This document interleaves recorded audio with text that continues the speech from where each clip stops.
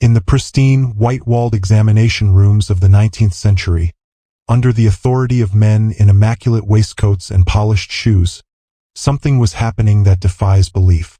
Behind heavy curtains and closed doors, a medical practice unfolded so bizarre, and so telling of the era's ignorance, that it forces us to question the very foundations of medical ethics. For decades, respected physicians in both Europe and America performed what they earnestly believed to be legitimate treatment on millions of women. In reality, they were engaging in something that, to modern eyes, is unmistakable: sexual stimulation leading to orgasm. This wasn't the work of predators lurking in the shadows. No, this was something more unsettling. It was ignorance cloaked in the full authority of science. Victorian doctors, graduates of the finest institutions of the day, operated with supreme confidence in their own wisdom while utterly misunderstanding female sexuality. And in doing so, they provided, without ever realizing it, the only sexual release many women of that era would ever experience. The diagnosis was as broad as it was absurd: hysteria. A catch-all label slapped onto everything from sleeplessness and anxiety to excessive independence or sexual longing. The cure? A physician's hands, specifically manual pelvic massage, sustained until the patient reached what they clinically termed hysterical paroxysm. We know it today by its actual name, female orgasm. Yet, in a society that denied women even the acknowledgement of sexual desire, this treatment was somehow seen as entirely non-sexual. Physicians described their work in careful, sterile terms, as if talking about repairing a broken bone. They convinced themselves that they were soothing a nervous disorder, not trespassing into territory that would horrify any modern code of medical ethics. This practice became so common, and so physically exhausting for doctors, that it directly led to one of history's most unexpected inventions: the electric vibrator. Originally marketed not as an intimate object, but as a time-saving medical instrument, these devices were advertised in respectable catalogs right alongside sewing machines and vacuum cleaners. But this is not simply a story about an eccentric medical fad.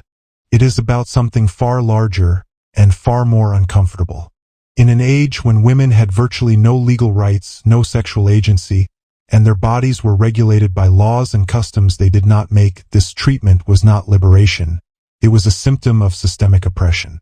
A culture that pathologized normal female emotions and desires, that turned intelligence and independence into symptoms requiring cure. And it raises questions that still haunt us. How could an entire profession mistake sexual pleasure for medicine? What does it reveal about the power structures that shaped Victorian society? And perhaps most disturbingly, what current medical practices might future generations look back on with the same horror? To answer those questions, we have to step inside the contradictions of the Victorian world. A place where technological progress soared, morality was rigid, and human sexuality was both omnipresent and unspeakable. The Victorian era, stretching from 1837 to 1901, is remembered as a time of breathtaking progress and suffocating contradiction. Queen Victoria's reign oversaw railways lacing across continents, new factories reshaping economies, and scientific breakthroughs that pushed the limits of human understanding. On the surface, it was an age of invention, industry, and moral discipline. Beneath that polished veneer, however, ran an unyielding undercurrent of repression, especially around sexuality. And nowhere was this denial more severe than in the way society viewed women. Respectable women were expected to embody a near-impossible ideal: pure, passionless beings devoted solely to domestic duties and motherhood. The concept of female sexual desire was not merely ignored, it was treated as evidence of moral decay, or worse, mental illness. Any hint of passion, any sign of longing, was seen as dangerous, corrupting, even pathological. This created a dangerous disconnect between human nature and social expectation. Women still felt desire, frustration, and curiosity, but society refused to recognize these emotions as normal. Instead, when those feelings inevitably surfaced, they were rebranded as medical problems. The home was held up as a sanctuary, but for many middle and upper-class women, it was closer to a beautifully decorated cage. Their daily lives were confined to carefully feminine pursuits, piano playing, watercolor painting, light reading from an approved library. Physical exertion was discouraged, as doctors insisted that too much activity could damage a woman's delicate constitution. Clothing, too, reinforced this restriction. Corsets bound their torsos, squeezing organs and limiting movement in the name of beauty. Marriage was framed as a woman's destiny and her sole legitimate outlet for sexual expression. But even within marriage, pleasure was seen as irrelevant, even improper. The prevailing medical opinion, voiced by prominent figures like Dr. William Acton, was that the majority of women are not very much troubled with sexual feeling of any kind. In this worldview, a woman's body existed to serve, not to experience. And yet, women did not stop feeling. They still experienced restlessness, anxiety, depression, and physical tension, natural consequences of a life lived under constant restraint. But rather than seeing these symptoms as signs of social suffocation, the medical establishment seized upon them as proof of an ancient and mysterious illness, hysteria. The term wasn't new. It had its roots in ancient Egypt and Greece, where it was thought to be caused by a wandering womb. But in the Victorian era, hysteria became a catch-all diagnosis, medical authorities' perfect tool for pathologizing everything inconvenient about women's existence. A woman who read too much? Possibly hysteric. One who voiced political opinions? Likely hysteric. One who expressed dissatisfaction with marriage or motherhood? Certainly hysteric. The symptoms ranged from headaches and fatigue to assertiveness and sexual awareness. What made hysteria so insidious was how it blurred the line between medicine and morality. It wasn't simply about diagnosing illness, it was about enforcing social control. A woman labeled hysteric wasn't just a patient. She was someone whose credibility, judgment, and autonomy could be dismissed outright. And the medical profession, almost entirely male, reinforced these ideas through its own training. Medical schools of the time taught that women were fundamentally different from men, not just physically but mentally and emotionally. These so-called differences were presented as biological fact, beyond question, and in need of management. Economics played a role, too. The Industrial Revolution had created a new middle class. Families wealthy enough to afford medical consultations, but not wealthy enough to maintain large households full of servants. This left many women with long, idle hours and few acceptable outlets for energy or ambition. For doctors, this idle female population became fertile ground for the hysteria diagnosis. Language itself became a tool of denial. Victorian medical texts were filled with elaborate euphemisms, carefully avoiding explicit mention of anatomy or sexual function. These linguistic smokescreens allowed doctors to perform intimate procedures while maintaining the fiction that nothing sexual was happening. In this environment, hysteria became one of history's most successful attempts to medicalize normal life. It transformed intelligent, independent women into patients and turned their humanity into a list of symptoms. It was a diagnosis perfectly suited to the age. Vague enough to apply to nearly anyone, and serious enough to justify almost any form of treatment. And as we're about to see, that treatment would evolve in a way that forever linked Victorian medicine to one of the strangest, most ironic inventions in history. By the mid-19th century, hysteria had become the most convenient medical label in history. A condition so broad, so elastic, that it could be stretched to fit almost any behavior that didn't conform to the ideal of the obedient Victorian woman. On paper, it sounded like a legitimate diagnosis. In reality, it was an intellectual sleight of hand, a way to transform everyday female emotions, ambitions, and frustrations into symptoms of disease. If a woman preferred books to needlework, that might be hysteria. If she expressed ambition beyond the household, that might be hysteria. If she dared to voice political opinions or question her role in marriage, well, that was almost certainly hysteria. The list of supposed symptoms was staggering in its scope. It included fatigue, headaches, muscle tension, insomnia, irritability, anxiety, melancholy, and on the behavioral side, anything from restlessness to overt sexual desire. In other words, nearly every possible reaction to the restricted lives women endured could be diagnosed and treated. What made this especially dangerous was that hysteria existed in a medical gray zone. It wasn't like tuberculosis or smallpox, where visible pathogens could be identified and tested. It was diagnosed largely through observation, filtered, of course, through the physician's own biases about how women should behave. A doctor who believed women were naturally passive and domestic was far more likely to see hysteria in a woman who was outspoken or independent. Once the label was applied, it became almost impossible to shake. Any protest against the diagnosis could be taken as further proof of it. This self-reinforcing cycle made hysteria one of the most effective instruments of control in Victorian society. It didn't just medicalize normal life, it delegitimized women's voices entirely. A woman labeled hysteric could have her opinions dismissed, her complaints ignored, and her freedoms curtailed, all under the guise of medical care. The intellectual underpinnings of hysteria were steeped in biological determinism. Doctors taught that women's reproductive organs, especially the uterus, wielded a powerful influence over their mental and emotional states. Some went so far as to claim the uterus was the root of nearly all female instability, capable of distorting the mind. The ancient idea of the wandering womb had been dressed in the respectable clothes of Victorian science. But the core belief remained: women's bodies made them inherently irrational, and only men, trained physicians, could manage them. It's no surprise, then, that hysteria overwhelmingly targeted certain groups of women. Educated women, unmarried women who had missed their socially acceptable window for marriage, women dissatisfied with their domestic roles, and, tellingly, women who displayed sexual awareness or initiative. Some of the leading physicians of the era even admitted, with chilling frankness, that hysteria seemed to be most common among women who resisted traditional life paths. Dr. Silas Mitchell, a prominent neurologist, described it as a condition of women with too much mental activity or nervous energy that needed to be appropriately directed. That appropriate direction almost always meant confinement to home, avoidance of stimulating activity, and submission to treatment. The consequences were devastating. Once diagnosed, a woman's medical file became a weapon against her.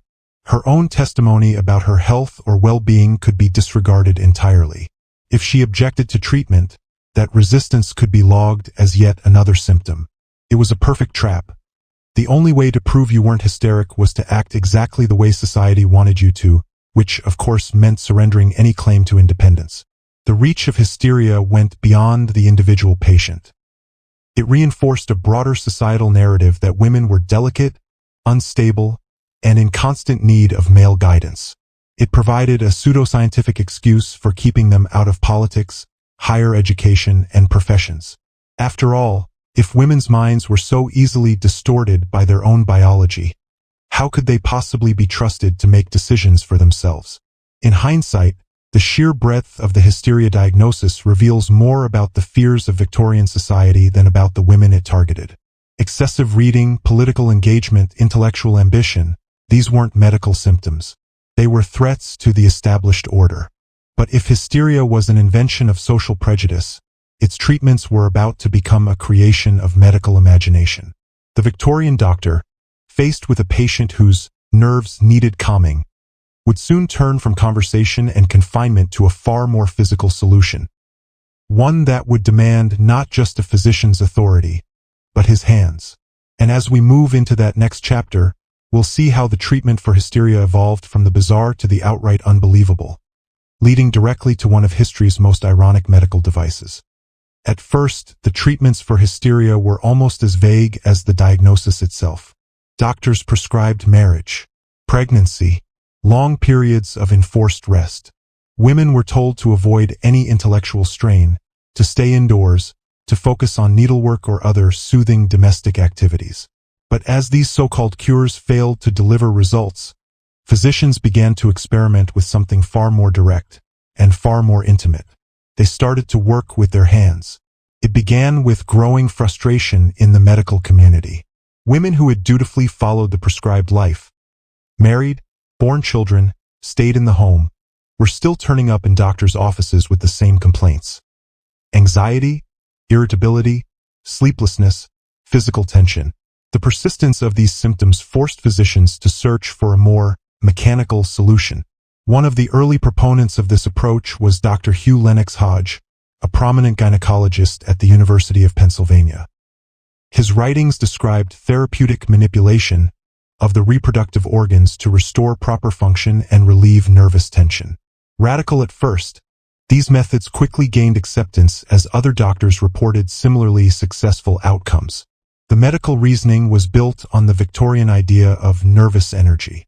Hysteria, they believed, was the result of excess energy trapped in the body, energy that needed to be physically released. The reproductive organs, considered the epicenter of female instability, became the logical focus for intervention. And so, doctors began applying sustained manual stimulation to the pelvic area until the patient experienced what they called a hysterical crisis or therapeutic paroxysm. To modern ears, the description leaves no doubt. They were inducing orgasm.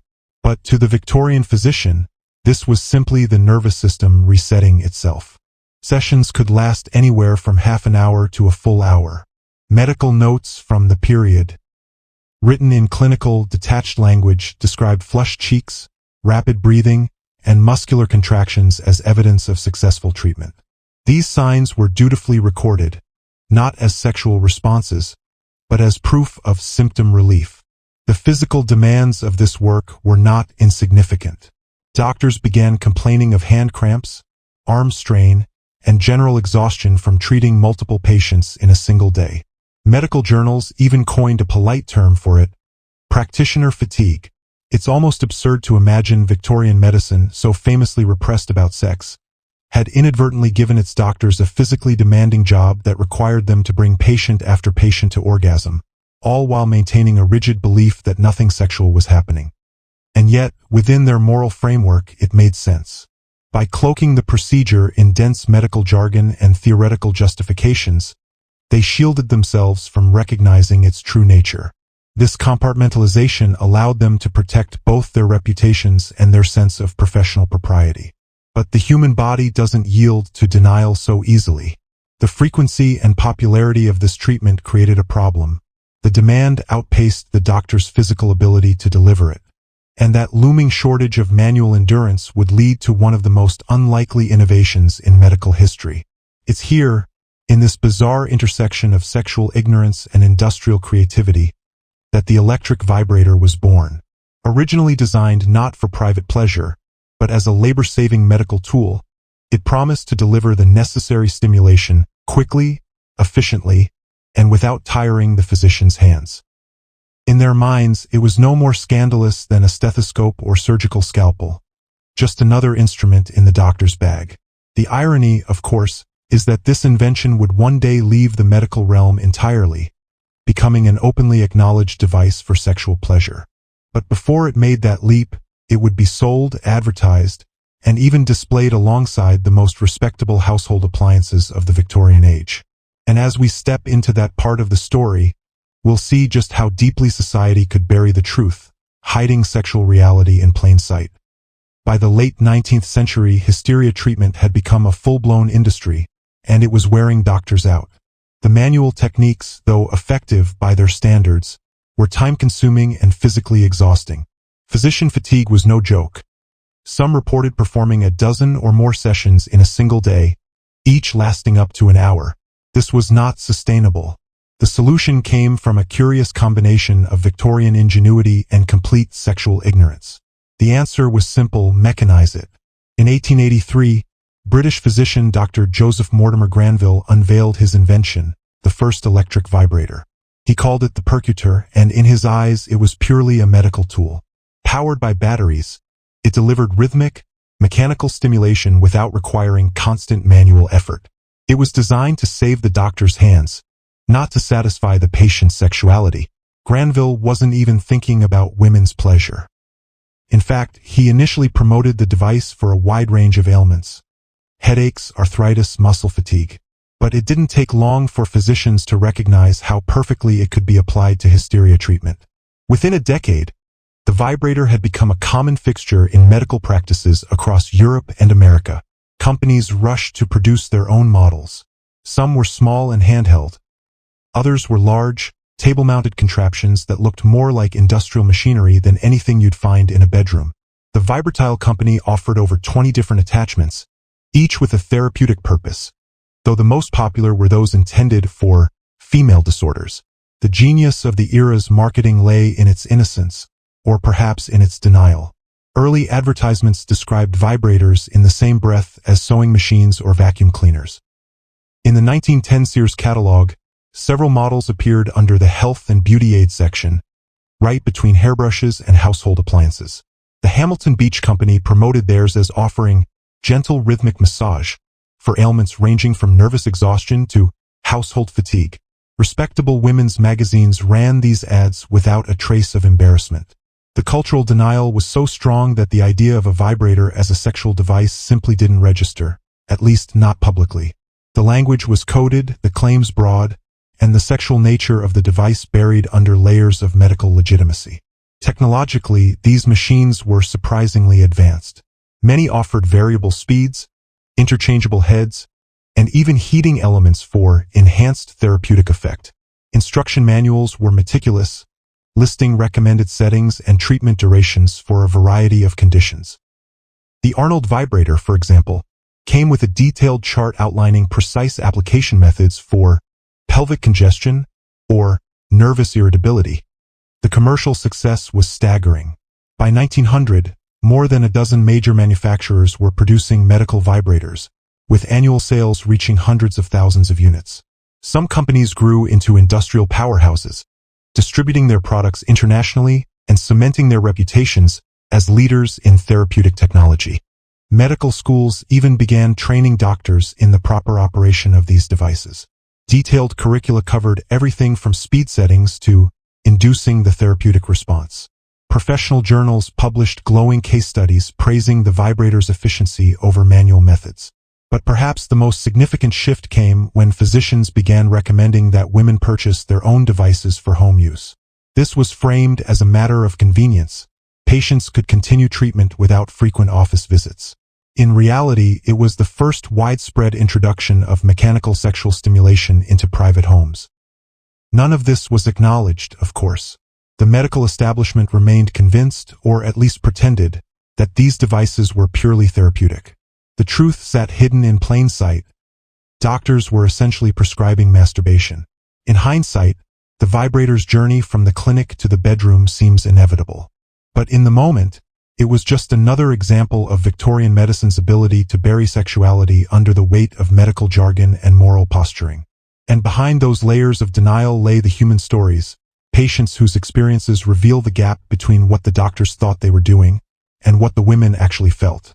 That's where we turn next, to the case studies that pull back the curtain on this practice, exposing both the ignorance and the unintended consequences of the Victorian hysteria cure.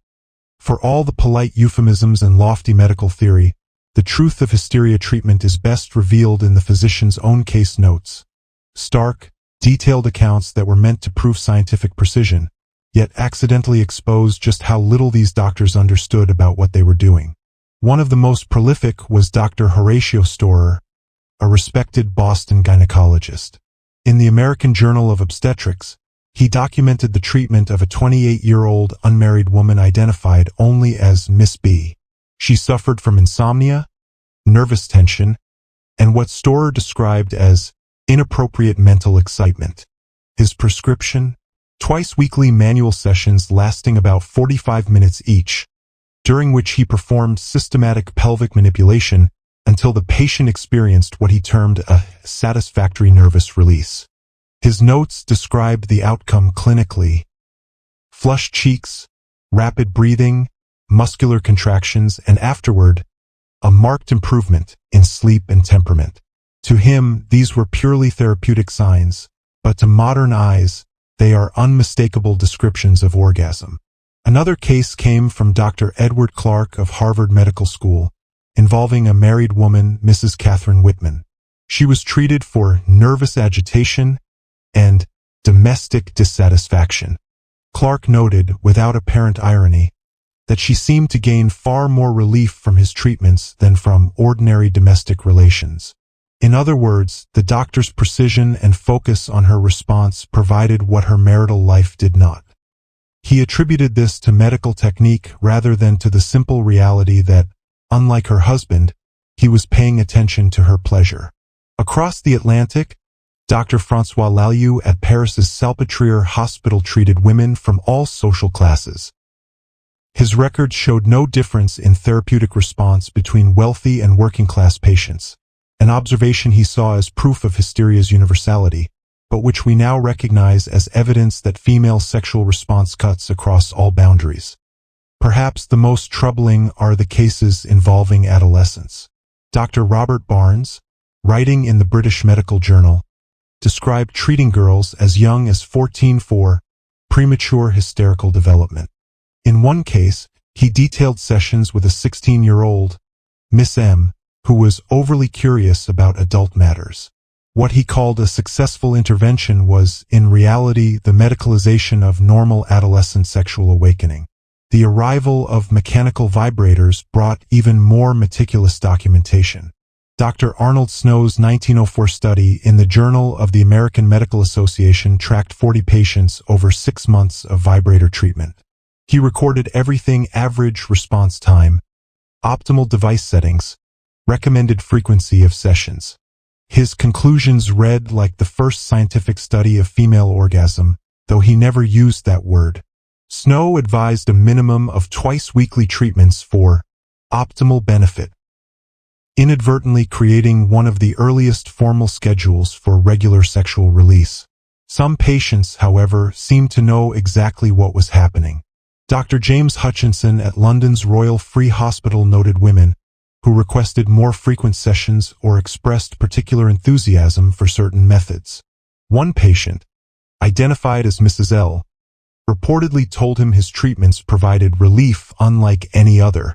Hutchinson, firmly rooted in his medical worldview, took this as proof of his therapeutic skill, never imagining she might simply be describing the first consistent sexual satisfaction of her life. The clinical detachment of these reports is jarring. They read as though the doctors were adjusting a machine, tuning a piano, or conducting an experiment, all while their patients experienced something deeply personal, often in the only socially acceptable context available to them. It's in these files that the contradictions of Victorian medicine become impossible to ignore.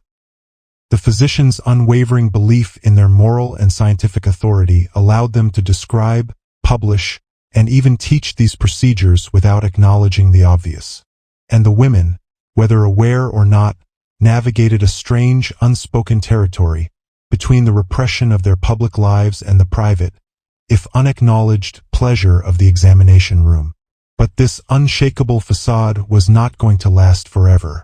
The changing tides of the early 20th century, in politics, science, and culture, would soon force Victorian medicine to confront the truth about hysteria treatment. And when that confrontation came, it would reveal just how much of this medical practice had been built on ignorance, denial, and power.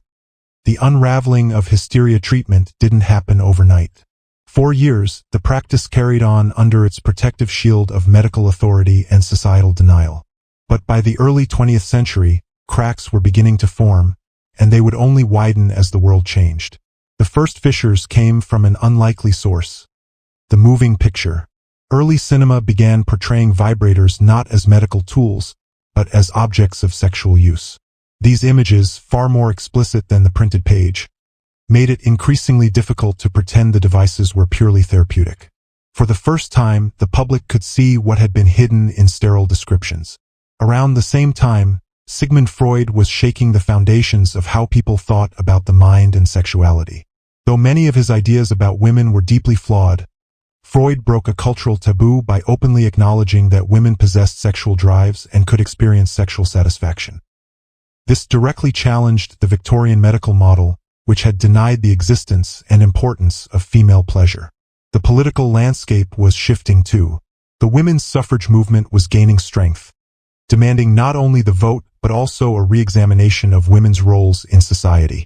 The image of women as capable, rational, and politically engaged clashed violently with the notion that they were fragile beings whose emotions were governed by a restless uterus.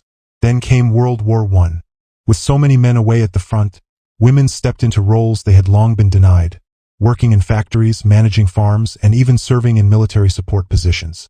They proved they were anything but delicate, and the Victorian stereotype of the fainting, hysteric lady began to feel hopelessly outdated.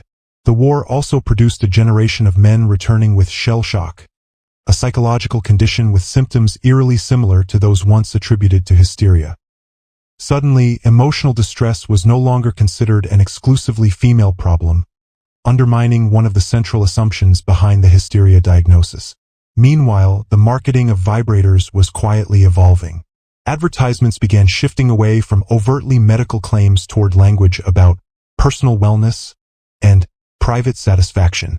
These were coded phrases, understood by some consumers to mean exactly what they implied. The Hamilton Beach Company's 1923 ad, promising thrilling satisfaction, left little doubt about the device's true capabilities, even if the words themselves remained ambiguous. Sex education was beginning to emerge as well. Books like Married Love by Marie Stopes openly discussed female sexual pleasure and the importance of orgasm in relationships. For the first time, ordinary women were being given vocabulary and concepts to make sense of experiences they may have had in doctors' offices, experiences that had nothing to do with curing a disease. All of these forces, visual evidence, changing science, political activism, new social roles, and candid sexual education, began eroding the medical establishment's ability to hide behind its old explanations. The once unshakable authority of the doctor's diagnosis was no longer beyond question. The stage was set for a reckoning, one that would force the medical profession to confront the truth about what hysteria treatment really was, and to grapple with the ethical and reputational damage that truth would bring. And when that reckoning arrived, it would dismantle a practice that had persisted for generations, leaving behind not only a changed medical landscape, but a lingering question. How could an entire profession have been so blind for so long? When the reckoning finally came, it was as dramatic as it was overdue. The first public cracks appeared not in tabloids or scandal sheets, but in medical journals. Heated debates erupted between traditionalists, who clung to the belief that hysteria treatments were purely therapeutic, and progressives, who argued it was time to end a practice that could no longer be defended. In 1929, Dr. William Masters delivered one of the first blunt acknowledgments in the Journal of the American Medical Association. He wrote that, whether they realized it or not, doctors had been engaging in sexual stimulation under the guise of treatment, and that this must stop immediately. His words sent shockwaves through the profession. To some, he was a whistleblower. To others, a traitor who had tarnished medicine's honor. Patient advocacy groups began to form, a new and uncomfortable phenomenon for the medical establishment. Women who had experienced these treatments demanded explanations. Some expressed anger at the deception. Others admitted the sessions had brought them comfort or pleasure, but wanted the truth acknowledged. Their voices made it impossible for the profession to quietly bury the practice without public discussion. Medical schools responded with sweeping curriculum reforms. For the first time, physicians in training were given structured education in human sexuality, an attempt to ensure that future doctors would not mistake sexual function for medical pathology. Ethics courses began emphasizing the dangers of authority unchecked by knowledge, and the need for informed consent in all treatments. Meanwhile, the vibrator industry faced its own crossroads. Without medical legitimacy, manufacturers had to choose between rebranding their devices for non-sexual uses or embracing their role in the emerging adult product market. Some pivoted to marketing vibrators as muscle massagers or beauty tools. Others dropped the pretense entirely and began selling openly for sexual pleasure. The transformation of the vibrator from medical instrument to consumer item was complete. Professional organizations like the American Medical Association introduced new rules explicitly prohibiting sexual contact between doctors and patients, regardless of claimed therapeutic value. These safeguards came decades too late for the countless women who had been treated under the hysteria model, but they set a precedent for modern standards of care. Looking back, the hysteria treatment saga forces an uncomfortable truth into focus. The physicians who performed these procedures were not, in their own minds, predators. They were products of a culture and an education system that gave them certainty where they should have had doubt. and authority where they should have shown humility. Their ignorance was reinforced by institutions, traditions, and a society eager to control women's bodies under the banner of science. And perhaps the most haunting question is this: if an entire medical establishment could be so wrong for so long, what practices today might future generations see with the same horror? That question is why stories like this matter. They're not just strange historical curiosities.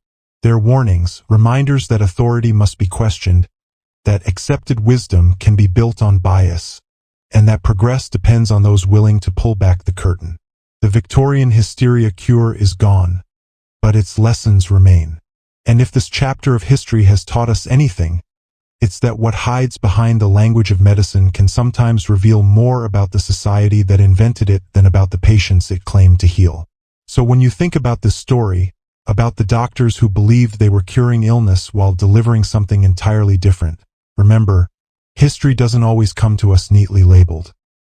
Sometimes, it hides in plain sight, disguised by respectability, waiting for someone to look closer. And here, we always look closer.